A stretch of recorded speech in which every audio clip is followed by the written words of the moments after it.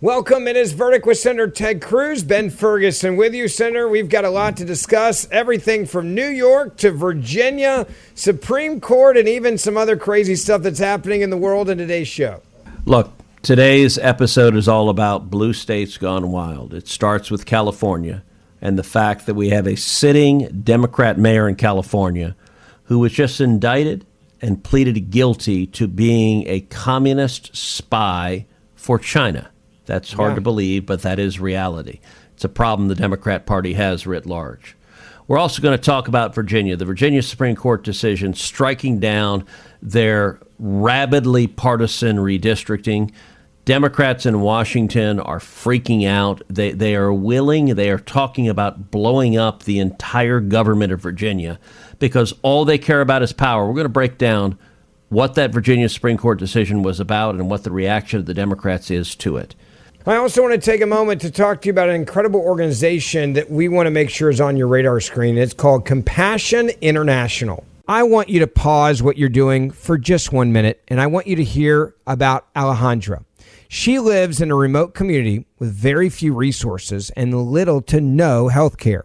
So when Alejandra gets sick, her parents have no real options, no doctors in their community, and no money for real medical care.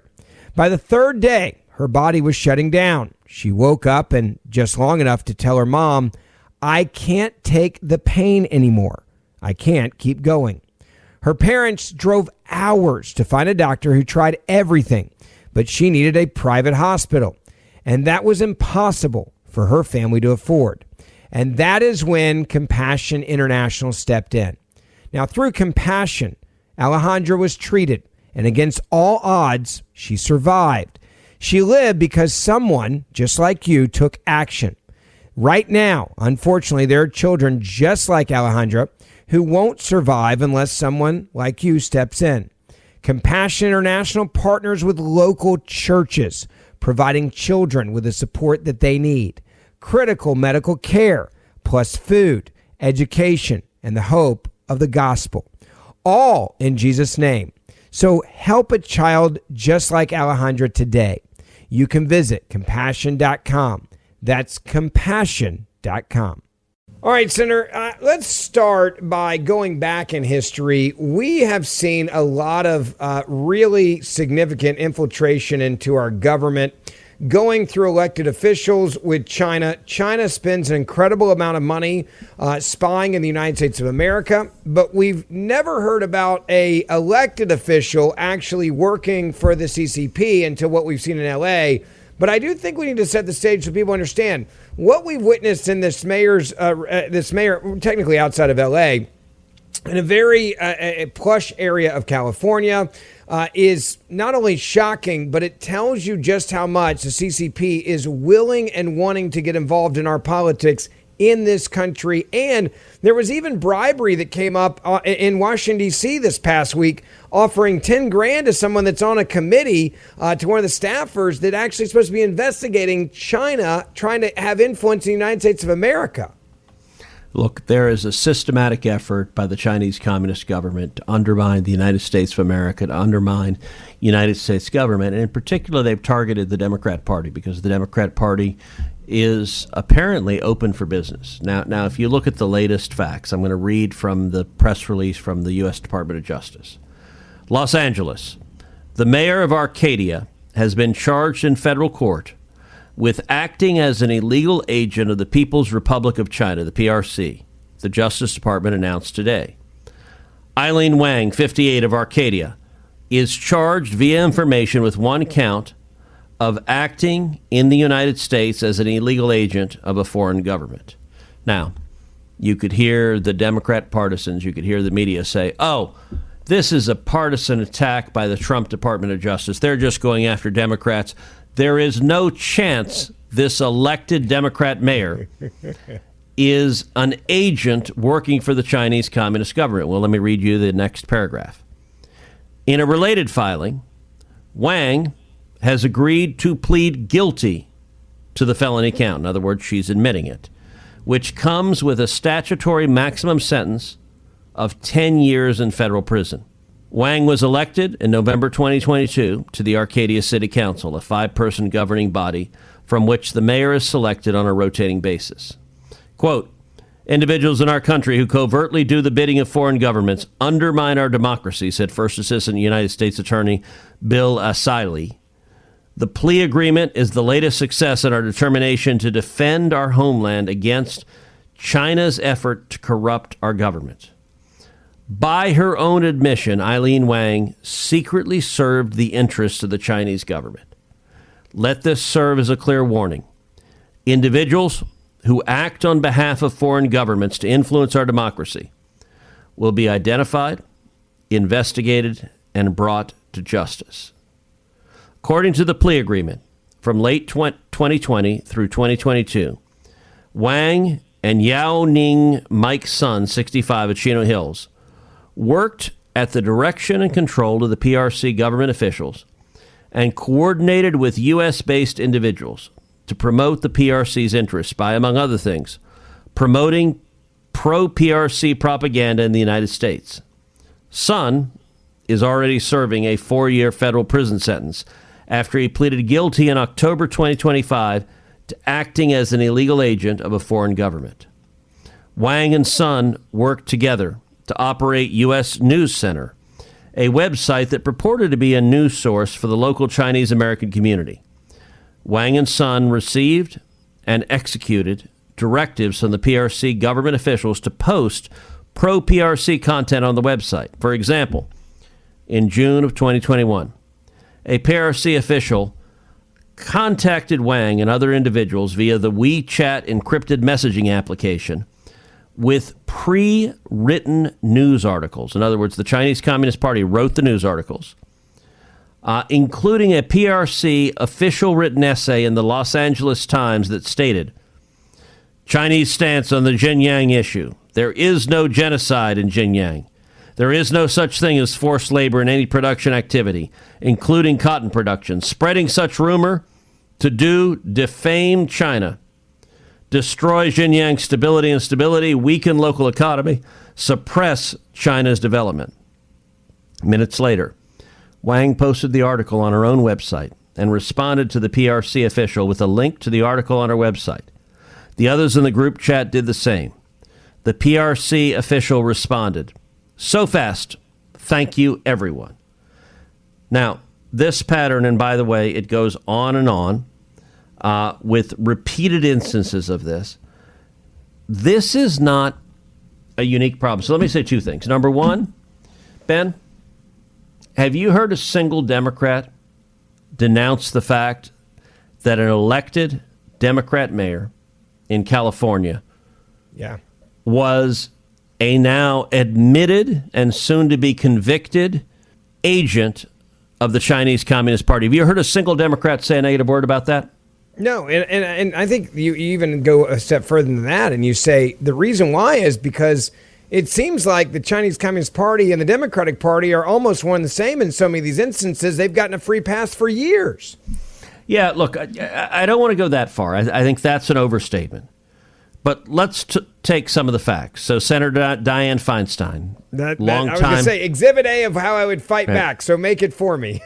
Look, longtime Democrat senator from California. She had a Chinese spy working in her office as her driver, like taking her everywhere as a Chinese spy. Eric Swalwell, who just resigned from Congress in disgrace. Yeah. He dated a Chinese spy, Fang Fang. A top aide for New York Governor Kathy Hochul was a secret Chinese agent. Now, this is a pattern. You've got California, you've got New York, you've got a clear effort. Listen, all right, when I was elected 14 years ago, I arrived in D.C., and I began saying then, I think the single greatest long-term geopolitical threat to the United States is communist China. Yeah. Now, Ben, when I started saying that, that was a lonely view in Washington. Yeah. Every single Democrat disagreed with me, and most of the Republicans disagreed with me. Most of them, they looked at China, they saw nothing but dollar signs as far as the eye could see. They just saw money to be made. Yeah, economic growth. Yeah, It was all about yeah. the money. It was all about the cash. It was all about cheap goods. It was all about expansion. Now, I will say, over these 14 years, I think my view has been vindicated powerfully. More and more people, most Republicans, have opened their eyes to this, and you are seeing some Democrats. But what does it say that the Chinese government is able to infiltrate, to put Chinese spies on the staff of sitting Democrat senators, is able to send Chinese spies to have sexual relations with prominent Democrats, and who are on is top able, committees? That's one thing I think people don't understand. They target people that have access to significant U.S. information. They're not wasting their time with some low-level person. And to elect a Chinese spy as a mayor in a U.S. town, I'm not aware of any instance of that happening in our history. Yeah. And by the way, you know what's interesting about this case, and I don't know if you heard this, but I was briefed about this earlier today. I was doing a TV hit, and they were like, we want to get into just how good China is. They literally altered and changed the way she looked for the campaign posters and billboards and the stuff that was up about her. Like, China went all in, apparently, to make sure she got elected. And they even changed how she looked to make her look better than she was, to hopefully give her a better chance to win. Like, this is not some low-level, group of people in China. They're all in to try to win elections in America when they're involved in it. wait, Ben, you're saying that's wrong? So my re-elect campaign that showed me as 6'5" and blonde and like ripped like a star of Baywatch. Was there a problem with that? Yeah, not. In fact, that was my idea. If I remember correctly, I was the one saying we got to make Ted Cruz look better. To be clear, you were the body model for that. Yes, of course. AI is really quite incredible. AI is brilliant. It was made in China, really, right? All right. So you might ask, all right, mayor of Arcadia, Chinese spy. Did they get anything for that? Like, what was the benefit? Okay, posted some Chinese websites. Let me read to you a story from NBC Los Angeles last year. 21 children, some birthed by surrogate mothers, found in Arcadia home in child abuse investigation. A couple was arrested in connection with a child abuse investigation that led authorities to their Arcadia, California home. That would be the same town that this Chinese spy was the mayor of, where they found more than 20 young children, some of whom were birthed by surrogate mothers, according to police. Police say they're investigating whether the children found in the home of the San Gabriel Valley east of Los Angeles were part of a surrogacy scam. The home's residents, Sylvia Zhang, 38, and Guzhan Zhuang, 65, were released from custody pending further investigation. It's not clear how many children at the home were born to surrogate mothers, but one of the mothers was found in Texas by a bioethics watchdog group. The woman said she was misled into thinking the child was the only child who would be taken in at the Arcadia residence. This is a serious threat, and I think we ought to ask, why is the Democrat Party so open to this? Why are they so susceptible? What it is about their policies, and I think the reason is, if you look at the major interest groups that support the Democrat Party, you have big business, you have big tech, you have big Hollywood, and you have big universities. Yeah. All four of those are in bed with communist China. In a major way. And so when their supporters say, hey, this Chinese communist is a great person, there are far too many officials in the Democrat Party that are open to that argument. I want to talk something else about deterrence here, and that is something that it was glaring to me. I always look at cause and effect, and when you're reading that first article, there's two people involved. One got apparently 5 years.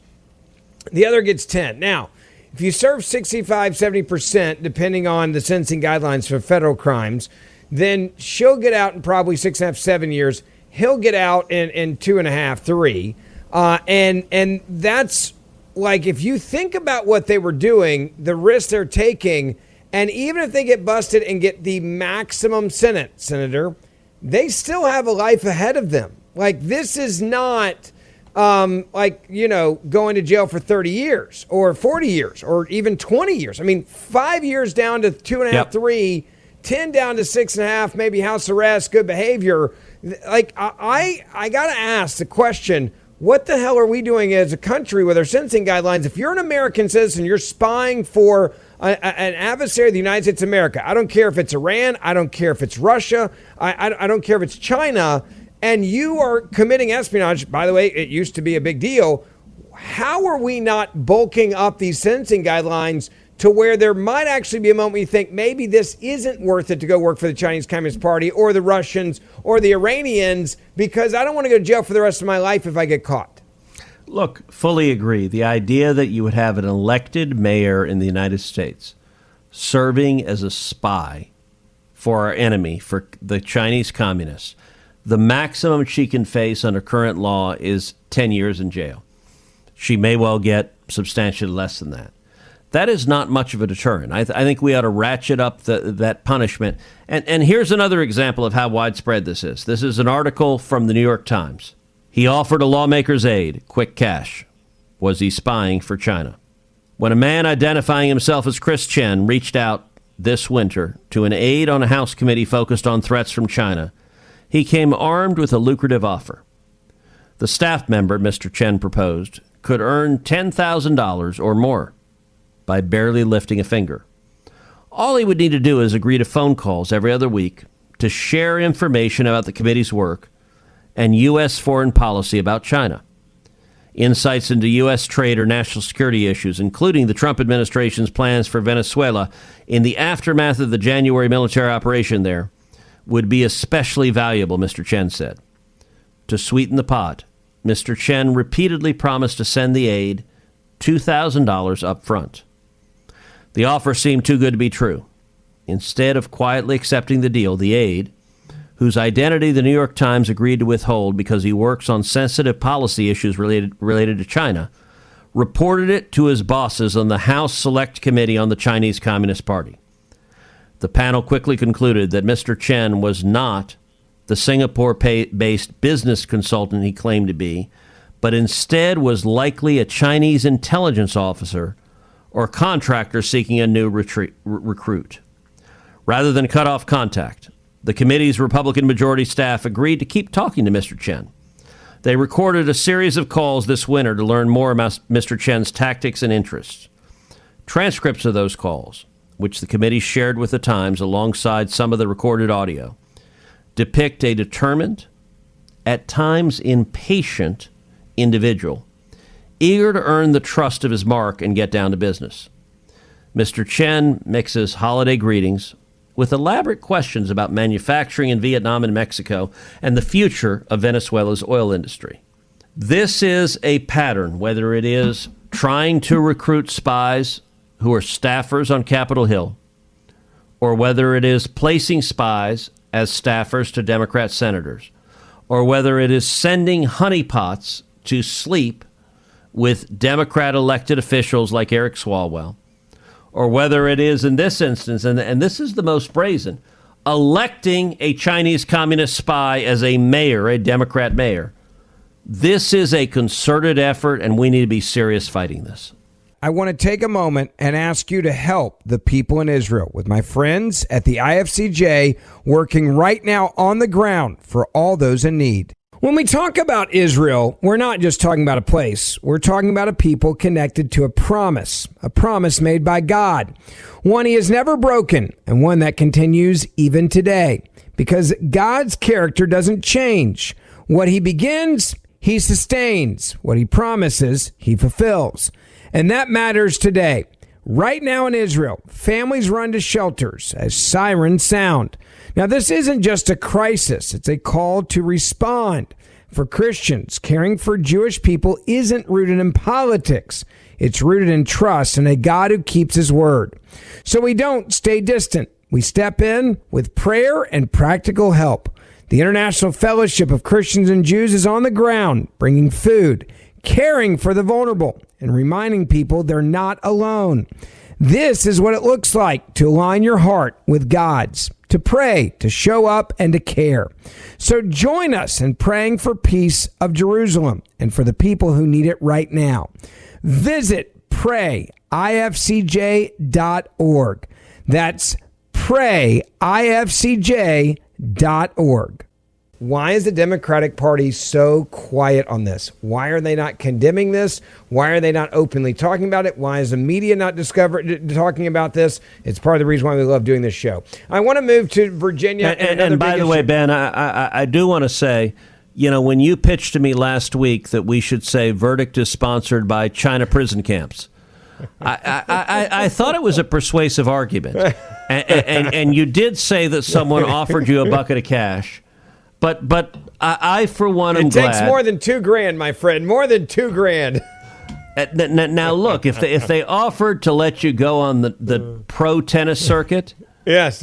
I love you, man, but you'd sell yourself out to communist China to go on the pro tennis circuit. No, never. I'm too pro. If anyone ever came to me and offered me money to be a spy, like, they might be the dummest person, like, a spy in the world. All right, like, how about if you got to win Wimbledon? Hell no. I've never been on this show before. Good, if you're not watching right now, I just gave the number one salute. Like, I bleed America so much so. I'm proud of you, brother. brother. Me $1 billion, and I would say it in a foreign language to you.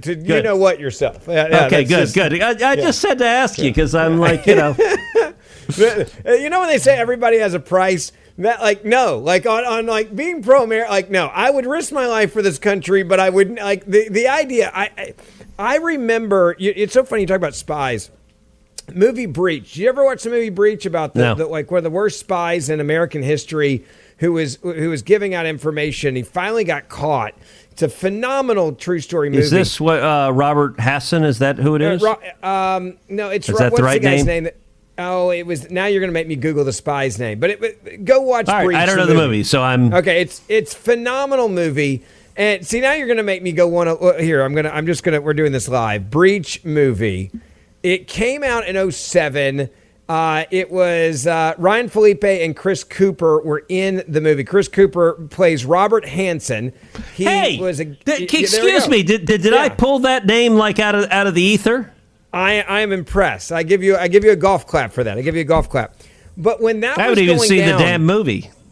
Oh, I can't believe you haven't seen the movie. Like, I'm disappointed in you for not seeing the movie. That's almost like un-American. I'm a little worried now.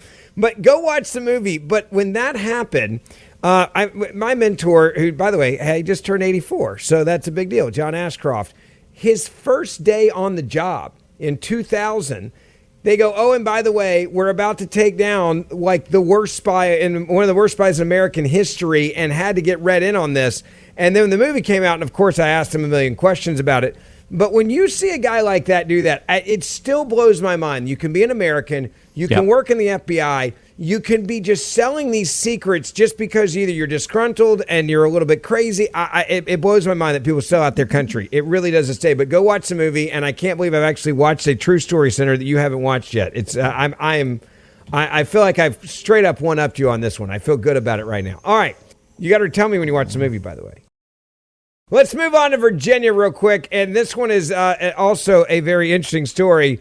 Democrats, when they tell you they're crazy and they hate this country and they hate our laws and our rules, like, believe them.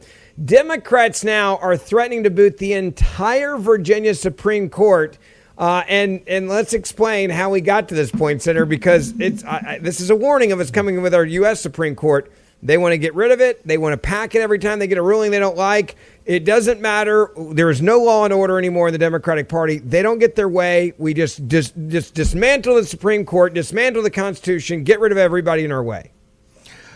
Well, look, the Virginia state legislature, sadly, is Democrat. The governor, Abigail Spanberger, ran as a moderate. She actually ran saying gerrymandering is wrong. We should oppose gerrymandering. Yeah. She got elected.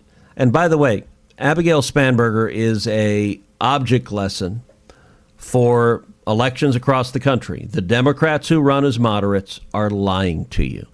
Every word she said on the campaign trail was a lie. She got in as this hard left zealot.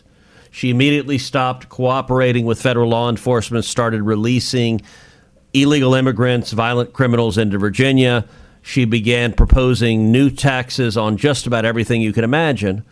And when it came to redistricting, the current map in Virginia, there are 11 House members in Virginia. 6 of them are Democrats. 5 of them are Republicans. That's about right. Yeah. Virginia is a purple state. Glenn Youngkin, a Republican, was the previous governor. In the 2024 election, Kamala Harris won Virginia, but by just a few points.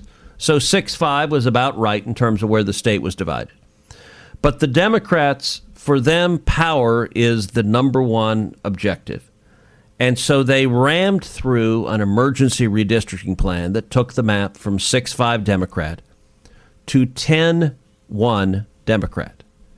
And they told the roughly 45% of Virginians who vote Republican, you no longer get representation. We're going to disenfranchise you because all we care about is power.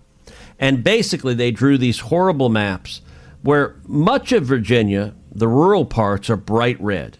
And you've got Northern Virginia, which are basically D.C. suburbs, which are a bunch of government employees, many of whom are very liberal.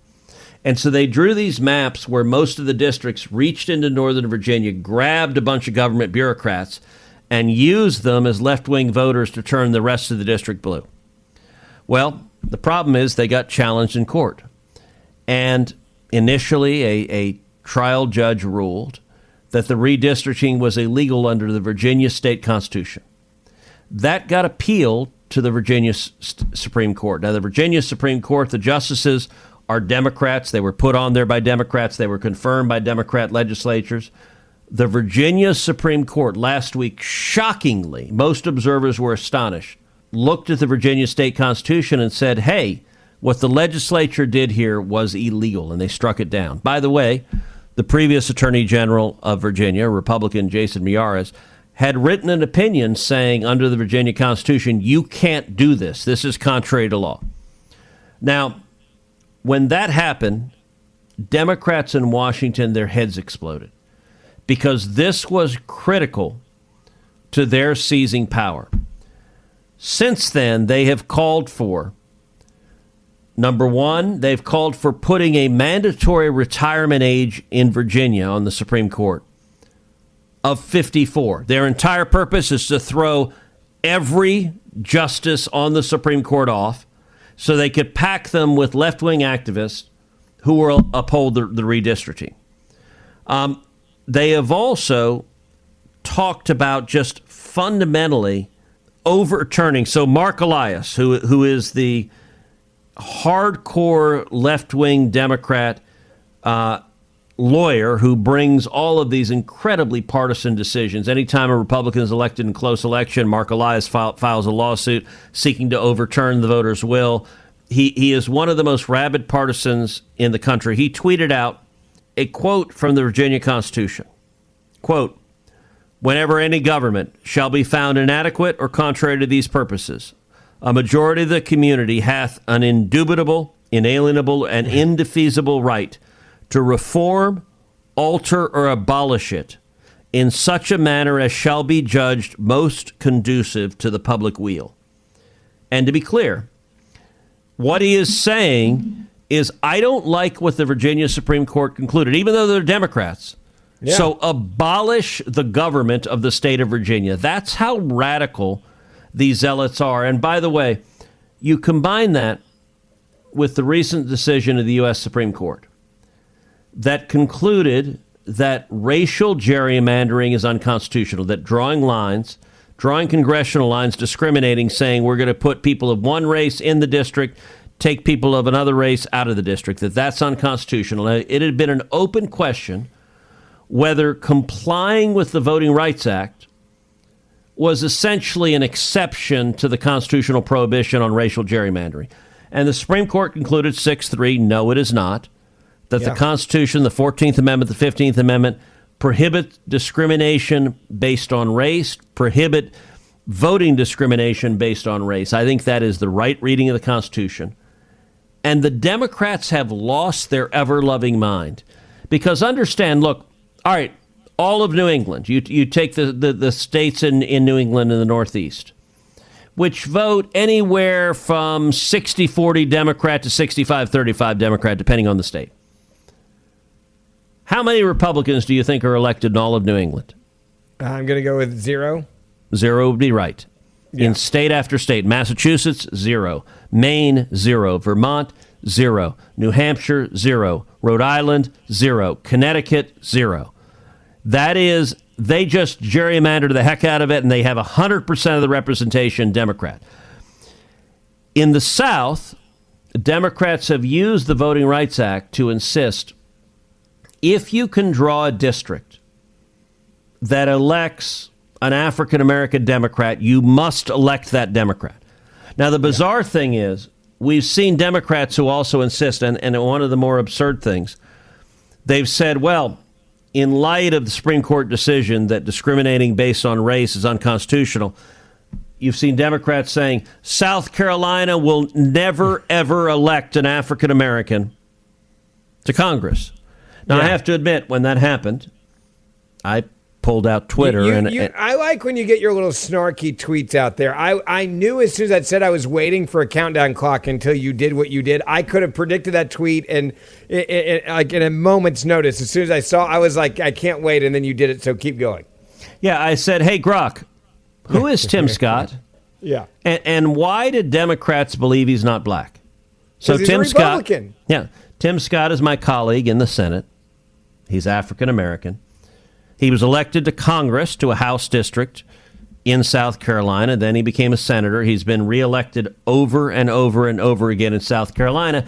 And yet, to the Democrats, he does not count as black, because if you're a Republican, suddenly you're white. It doesn't matter. And mind you, and their view, and by the way, Tennessee, your home state. Oh, dude, this is the best one. Steve Cohen, who's like the whitest guy you'll ever see. He doesn't like me, by the way. He was my congressman for many years. They were losing on TV the other day, and I got to smack some of them around because they were saying, you're taking away this seat that African Americans are being disfringed. I'm like, hold on a second. Steve Cohen is like the whitest, old, cranky white guy you've ever met. But he's a liberal Democrat, so he's a black guy. He's a Democrat. But here's what's interesting. Charlotte Bergman, who is an African American single mother, is probably going to win the seat now. And so wait a second. You're saying as a result of the Supreme Court decision, yes, a white guy, a Democrat's going to lose, likely to a black woman, to a black single mother who lost a family member to violent crime in Memphis. And the Democrats' position is defeating a white Democrat guy to elect a black Republican woman is racist against black people. How do you say, no, this white liberal is blacker than this actual African-American woman? That is their view. And understand, all of their hysterics come down to power. Absolutely. Like if you're saying abolish the Virginia Supreme Court because I don't like what they rule. And by the way, we appointed them, but we still don't like how they rule. So if you don't rule in a way that keeps us in power, we will burn down the foundations of our government. That's just sad. It is. Welcome to the Democratic Party in 2026, my friends. Don't forget, we do this show Monday, Wednesday, Friday. Hit that subscribe or auto download button wherever you get your podcast. We also do the show on YouTube, so you can watch us on YouTube as well. And please write us a 5-star review wherever you're listening to this podcast. It helps us reach a new audience, and we appreciate your time and listening as always. The Senator and I will see you back here, Lord willing, on Friday morning.